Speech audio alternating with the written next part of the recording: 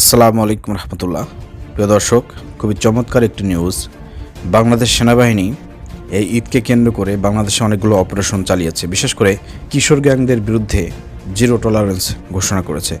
এছাড়া বাংলাদেশের বিভিন্ন প্রান্তে ঈদকে কেন্দ্র করে বিভিন্ন নৌকাতে, ট্রলারে, বিভিন্ন জায়গা অশ্লীল গান বাজনা, নৃত্য, এছাড়া যাত্রাপালার নামে অশ্লীল ব্যয়াপনা, নৃত্য, এসব জায়গায় কিন্তু সেনাবাহিনী এবং পুলিশ প্রশাসন তারা অ্যাকশনে গিয়েছে এবং সেগুলো উচ্ছেদ করে দিয়েছে। খুবই চমৎকারভাবে কাজ করতেছেন আমাদের বাংলাদেশ সেনাবাহিনী এবং পুলিশ প্রশাসন, তাদেরকে অসংখ্য ধন্যবাদ জানাই। প্রিয় দর্শক, খুবই চমৎকার একটি নিউজ।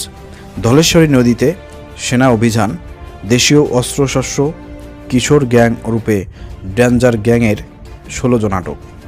মূলত এই কিশোর গ্যাং এতটাই ভয়ঙ্কর প্রিয় দর্শক, আমি মনে করি যে এদেরকে আটক করে জেলের মধ্যে না রেখে এদেরকে ডাইরেক্ট ক্রসফায়ার করে দেওয়া উচিত। কারণ আপনারা অনেকেই বলতে পারেন যে ভাই, এদের কি ক্রসফায়ার করে দেওয়া যাবে? এরা তো অল্প বয়স্ক বা এরা খুবই ভয়ঙ্কর। কিশোর গ্যাং খুবই ভয়ঙ্কর এবং এরা সমাজের মধ্যে ফেতনাবাজার সৃষ্টি থেকে শুরু করে মানুষের জীবন নিতেও কিন্তু এদের সময় লাগে না। বিভিন্ন সময় ছিনতাই, চুরি, ডাকাতি, বিভিন্ন রকমের হাজানি, বিভিন্ন রকমের অপরাধের সঙ্গে, ধর্ষণের সঙ্গে এরা জড়িয়ে পড়ে। অতএব এরা হচ্ছে সমাজের কীটপতঙ্গ এবং সমাজের কি বলবো, এরা হচ্ছে চরম পরিমাণ খারাপ মানুষ সমাজের। অতএব এদেরকে নির্মূল করতে হবে। এরা হচ্ছে সমাজের আগাছা। এদেরকে নির্মূল করার জন্য আমি মনে করি যে আটক করলে হবে না, এদেরকে ডাইরেক্ট ক্রসফায়ার করে দিই। এদের দুনিয়ায় বাঁচে থাকার কোনো সুযোগ নেই। কারণ এরা মাদক ব্যবসা থেকে শুরু করে মাদক নিয়ে যাচ্ছে, এ সব কিছু, এমন কোনো অপকর্ম নয় যে এই কিশোর গ্যাং না করে।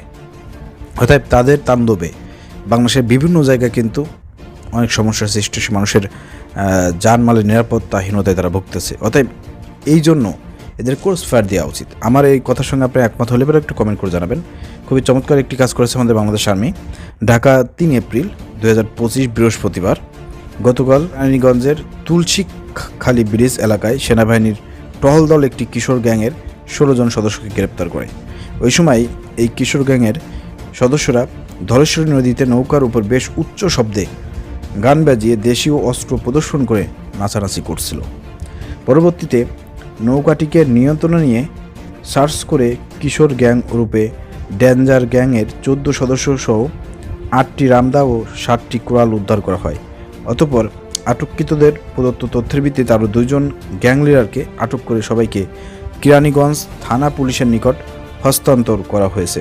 বর্তমানে সেনাবাহিনীর টহল দল পালিয়ে যাওয়া সদস্যদের ধরতে অভিযান চালিয়ে যাচ্ছে। দেশের আইনশৃঙ্খলা পরিস্থিতি স্বাভাবিক রাখতে সেনাবাহিনী কর্তৃক এই ধরনের অভিযান অব্যাহত থাকবে।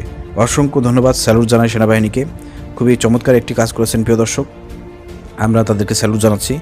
আপনারা ভিডিওটি শেয়ার করবেন।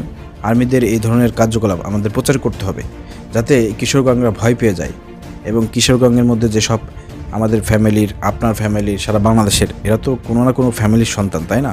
এরা তো আর উড়ে এসে জুড়ে বসে নাই, এরা কোনো না কোনো ফ্যামিলির সন্তান। অনেক ফ্যামিলি জানে না যে তার সন্তান কিশোর গ্যাং, অনেক ফ্যামিলি জানে না, ঠিক আছে? তো এরকমের অনেক ফ্যামিলিতে এরকমের পোলাপান আছে যারা কিশোর গ্যাংয়ের সাথে জড়িত। অতএব প্রত্যেকটা পরিবারের উচিত তার সন্তানদেরকে দেখভাল করা, খোঁজখবর নিয়ে কার সঙ্গে মিশতেছে, কোথায় যাচ্ছে, কী করতেছে না করতেছে, এগুলো এভরিথিং একটু যাচাই বাছাই করবেন এবং এগুলো একটু দেখাশোনা করবেন। নাহলে আপনার ছেলে মেয়ে অজান্তেই খারাপ পথে তারা চলে যেতে পারে, ঠিক আছে? তো প্রিয় দর্শক, বাংলাদেশ আর্মিকে অসংখ্য ধন্যবাদ। এছাড়া বাংলাদেশের বিভিন্ন জায়গায় আরও বড় বড় কিশোর গ্যাং আছে, মোহাম্মদপুরে আছে, ঢাকা। তাদের তো কী বলবো, তাণ্ডবে মানুষজনের অবস্থা খুবই ভয়াবহ।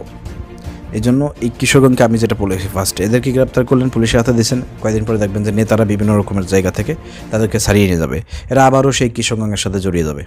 অর্থাৎ এদের উৎপাত যদি বেড়ে যায়, এত পরিমাণ বেড়ে যায়, তাহলে আমি মনে করি যে ক্রসফায়ার ডাইরেক্ট র্যাব মাঠে নামবে, পুলিশের বাহিনী মাঠে নামবে, ডাইরেক্ট ক্রসফায়ার দিয়ে এদেরকে দুনিয়া থেকে এসব আগাছা মুক্ত করে দেবেন, তাহলে দেশে মানুষ শান্তি পাবে। আশা করি বুঝতে পারছেন। ধন্যবাদ। আসসালামু আলাইকুম রহমতুল্লাহ।